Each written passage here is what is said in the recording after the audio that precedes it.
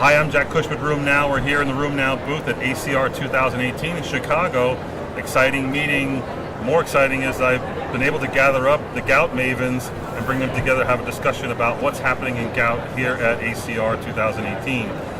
Thankfully, I'm joined by Naomi Schlesinger from New Jersey, Ken Saag from Alabama, and Nicola Dalbeth from New Zealand. And we'll start off by saying thank you and welcome. And I'd like to know from each of you, what is the one thing at this meeting that you've seen or are looking forward to seeing that you want to bring up so that we can maybe have a little discussion?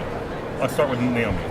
Well, so there are too many to name. I'm going to actually start with the new treatments from the different uricases, the oral uricase, pegloticase, and the new immunogenicity abstracts, and the Selecta actually posters. One that's going to be presented today showing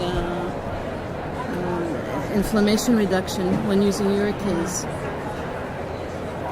Let me add to Naomi what you're saying, because I think this is really an important area. You know, for those of us, particularly in academic centers, we see very severe gout. We see people that come in with tophaceous deposits, and the use of uricase has really been a salvage therapy that we look forward to having available. The major problem is immunogenicity. You can't take it forever. People develop immunogenicity and it loses its effectiveness. So the idea about administering either co-therapy with methotrexate, which is the poster that I think you were referencing, and other approaches, very exciting. More data is needed, but it's certainly one of the things that we look forward to understanding more and I about. saw that poster as well, or I've seen those series of posters, and actually one of the really interesting things is that it seems that this preparation with rapamycin and a pegylated uricase may well have anti-inflammatory effects through the effects of the rapamycin, actually. So there's co-administration and then inhibition of IL-1 release and reduction of flares. So that is very exciting. I agree. I think the real question for me is what is the right immunomodulatory therapy to use? And I'm not sure we really know, and it may turn out that one size fits none. And we may need other options. We may be rapamycin, methotrexate. We're looking at mycophenolate in a small study we're doing. So, we've got to understand this better and figure out for the patient, depending on their comorbidities, what's the optimal thing to give with pegloticase, and how safe is it to do that ultimately? So for the audience, again, the issue here is that pegloticase may be limited by its immunogenicity against PEG. Even uricase in different forms may have immunogenic responses as well. And how do you limit that to get the most out of the drug? The combination of a uricase with rapamycin is interesting because you have limited immunogenicity, as we mentioned, and also do better. But then if you're using pegloticase, then what's the drug that you use? Why don't we start off by talking about Jeff Peterson's abstract about methotrexate?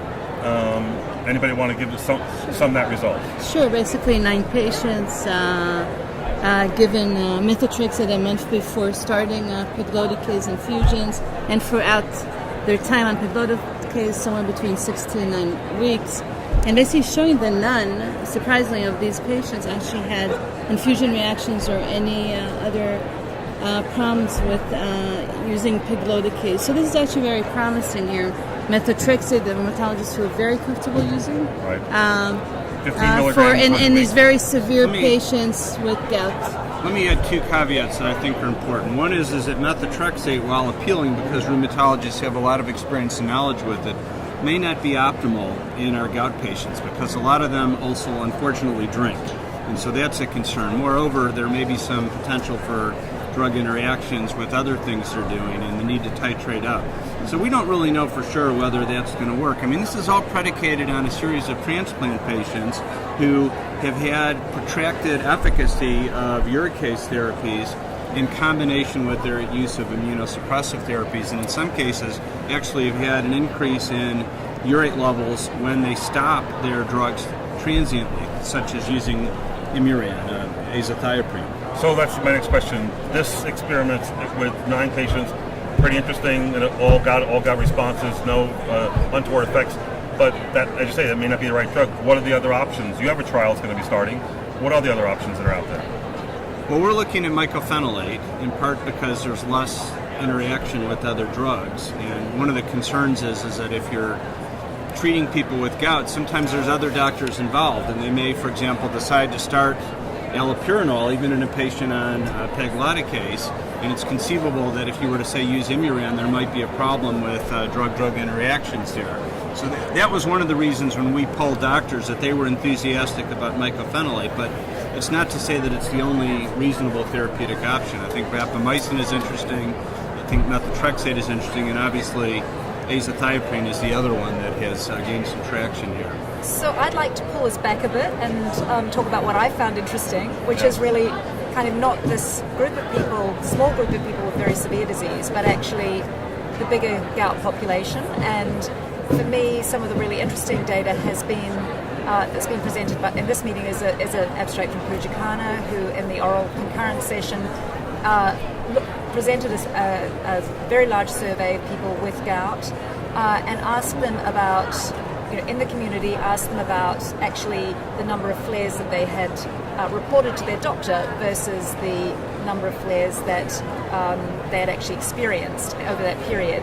And what was really striking to me was that the number of patients that were, or the number of flares that patients were experiencing was in the order of 6 per year, something like that, and reporting 2 or fewer.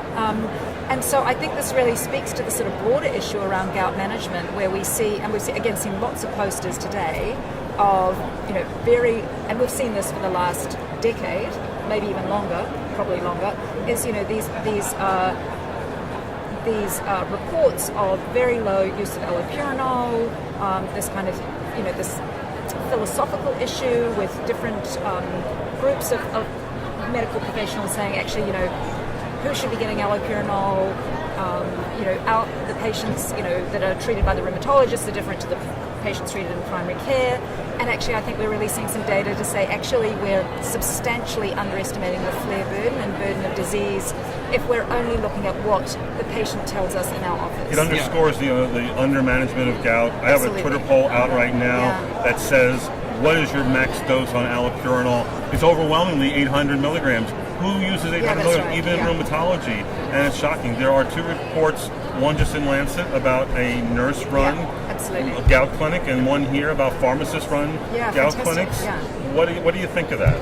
Well, actually, my colleague Jeff Curtis and a collaborator Ted Michaels were involved with the pharmacist-led approach within the Kaiser system. I think this is the strategy we've got to move towards. Is we've got to figure out how to unburden the busy clinician and to bring in arthritis health professionals that can help, be it nurses, pharmacists, health system approaches to improve quality in this area.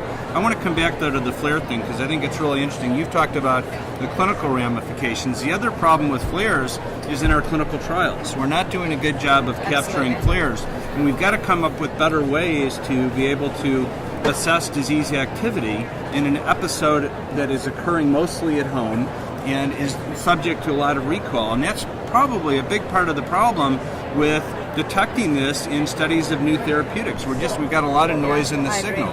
So there's got to be new approaches. And I'd like to add another point that here we see inflammation being common, inflammation being a major problem in gout patients, inflammation contributing to cardiovascular disease and kidney disease, and yet we're not treating it because we don't know about it.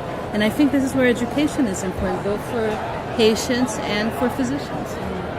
We need to treat gout better. Absolutely. And so there's a report here, and it's kind of out there right now in the literature and at the regulatory agencies about xanthine oxidase inhibitors in cardiovascular events. And there's a report here about allopurinol versus febuxostat, and we're seeing more with febuxostat. Where is this going in your mind? Well, I can comment on that. I was part of that study, and regrettably, I think the bottom line is it raises more questions than it provides answers. There was a very high dropout rate. The primary endpoint, which was non-inferiority of a combined cardiovascular safety signal, was non-inferior, yet we saw this increase in all-cause mortality and cardiovascular mortality, and we're just frankly not quite sure what to make of it. There's another study that's being done in Europe that will read out, and that'll be very important. And there's a recent one done, presented at a European cardiology meeting this year called the FREED study, where in patients with hyperuricemia but not with gout, febuxostat actually looked cardioprotective. So I don't know that we really know. In an active comparator study where you're looking at 2 xanthine oxidase inhibitors, it just makes it very difficult to disentangle whether we're actually seeing a safety signal or we're just seeing a difference, possibly due to chance or possibly due to one drug being a little more protective than the other. Yeah, I agree, but I also think actually we can take some things out of it, and actually there's been this huge fear about allopurinol dosing, and if you look at the protocol in the CARES trial, people with CKD had allopurinol dose escalation up to 400, those who had normal kidney function, allopurinol up to 600, and at least as good outcomes as with febuxostat. So I think this is actually reassuring, at least, that dose escalation of allopurinol is safe and effective, and that's really what we should be That's doing. really been a great contribution of you and Lisa to the field of showing us that the old handy criteria really are not very useful. evidence-based, and that we probably, if we start low and go slow, we can get away with a better dose of our xanthine oxidase inhibitors, even with CKD. One of the points in the study that there's no placebo arm. Could it be that actually allopurinol is protective and febuxostat is not so bad? Had you had the placebo arm, And I think that's what the Freed study suggests, actually.